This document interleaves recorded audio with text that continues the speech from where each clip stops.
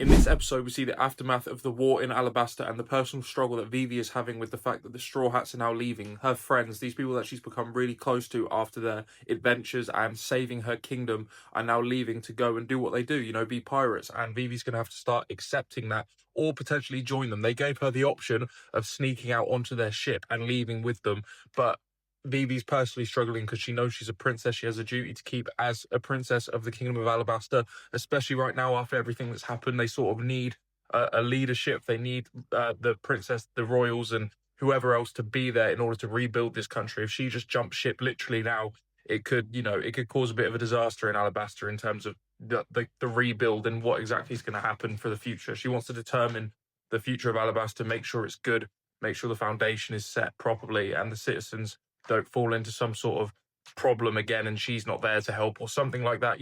She's clearly struggling with it, and it's not that she doesn't want to be there. It's just, I think it's almost like a bit of a 50-50 for her. Like, does she leave her friends, these people that she loves, that she's grown so close to, or does she stay with this kingdom that she's saved and that serve her duty to her citizens like she's meant to, I guess. But it's a very interesting struggle. I'm interested to see what her conclusion is if she does decide to join the Straw Hats. Something tells me she might not. I'm not too sure. It would be surprising to me if she left Alabasta now, but it is in good hands, I think, with the king and with Igarum and all of those sort of people. And the citizens of Alabasta, I think, could rebuild even without Vivi. I'm pretty sure. They have Koza and Toto, obviously, and the king, Igarum, everybody else there.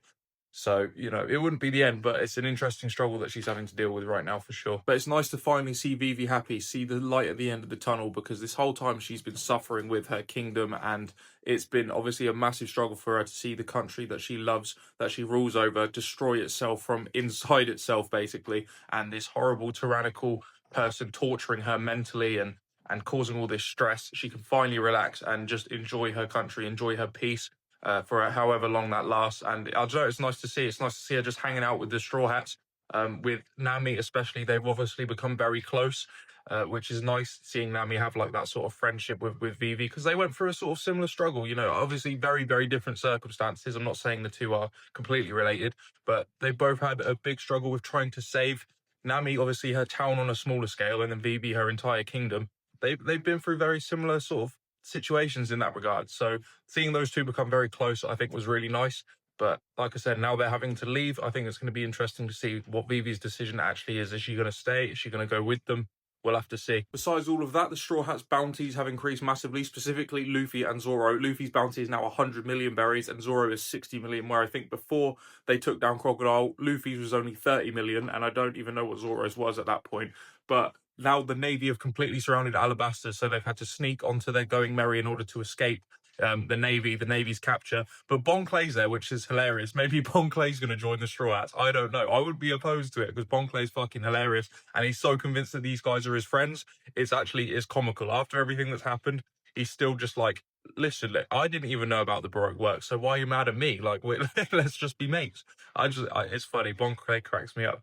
But yeah, so now the Navy are coming after the Straw Hats again, like usual. And there's a girl called Miss Hannah is her name. She seems to be like a higher up in the Navy, and she's chasing Luffy specifically. We saw her in the last episode as well. So that would be interesting, but I don't know what's going to happen from here. We'll have to find out. I don't know what's next, but I'm excited to see. But Alabasta has been fucking fantastic. I've enjoyed every second of it, and I can't wait to see what's next. So let's do it.